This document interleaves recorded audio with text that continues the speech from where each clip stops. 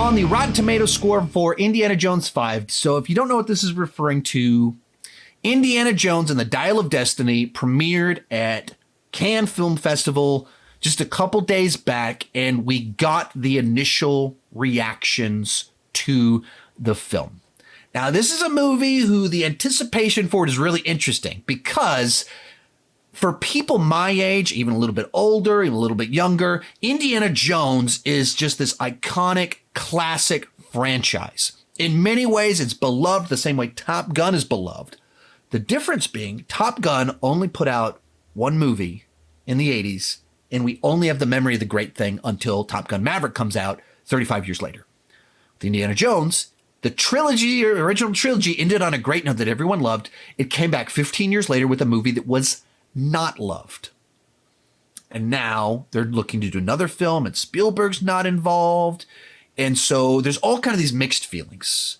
People love Indiana Jones. They don't trust Lucasfilm so much. Man, they would love to have another good one, but the last one we got wasn't so good. So how is this one going to perform? How is this one going to do? And then Disney decided to premiere the movie 6 weeks early at Cannes Film Festival, which my buddy Griffin told me that the Kingdom of the Crystal Skull premiered there back 15 years ago. Part of it was they wanted to honor Harrison Ford, and so they did that. So there's a lot of kind of things going into this. But when Disney said they wanted to premiere it 6 weeks early at a film festival, a prestigious film festival, I took that as a really good sign. They must be really confident in this project. The first buzz that comes out is that movie premieres, Harrison Ford is moved to tears by the ovation. Oh, well, that sounds nice. And then you get this weird headline. Movie gets 5-minute lukewarm ovation. What is a 5-minute lukewarm ovation? That's a bit of a strange headline. Now, yeah, if you aren't familiar with Cannes Film Festival, it's famous or infamous for movies getting these over-the-top standing ovations. So there is this sense in which it got an ovation, but it was kind of still lukewarm. Still a weird headline. Then the very first reviews start to come in. Debut batch on Rotten Tomatoes, it only had a 43%. But that was only from 7 reviews. 7 reviews, 43%. That's not good, but it's only 7 reviews. That only means 4 people didn't like the movie. Next review comes in, it's at 50%. So still only 4 negative reviews, still only 8 total reviews. Not a great start, but also super duper early. Then we wake up the next day. It has 12 reviews, 33%.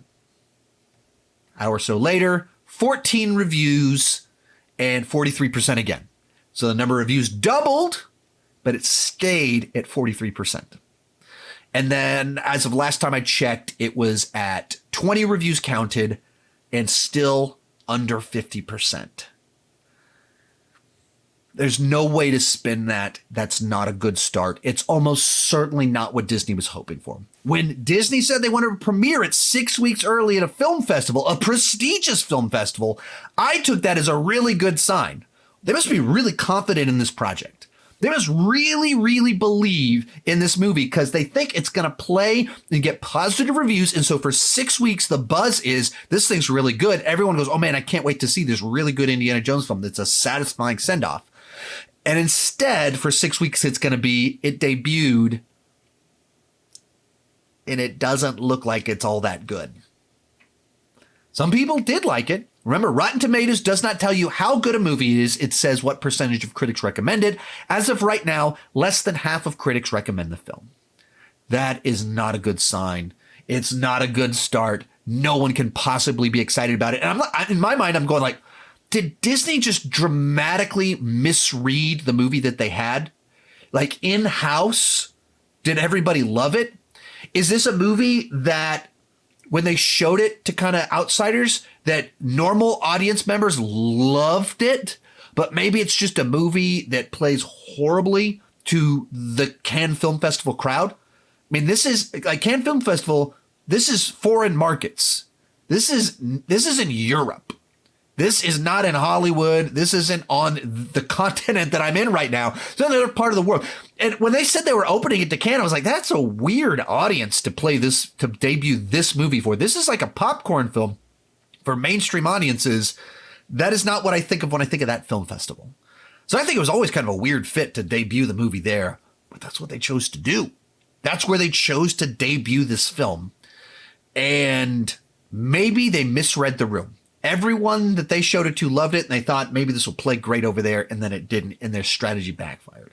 I don't know, but this feels like this dramatically will hurt the buzz for the film because it's opening really low for a big popcorn franchise. You might think about a few other things that might play into this, that the first three movies are beloved. And then they put a movie out, the Kingdom of the Crystal Skull, it's like 80% on Rotten Tomatoes. So, but its reputation has always been really bad. Audiences were mad about that film, really low audience scores, bad reputation. And critics are sometimes trying to read the tea leaves. They're trying to they don't want to go out on a limb and be too crazy. So if you're mixed, you're right on the line. You're trying to guess where things are going to land a little bit. I don't know. Did I? I don't know. I've only seen it one time in the film festival. And you wonder if some of that factors into it, that last time critics got it wrong and they went too positive on a movie, and wonder if some of them are it's almost an overcorrection of they don't want to once again make a fool of themselves recommending a movie that is poorly received. I don't know. I'm just spitballing.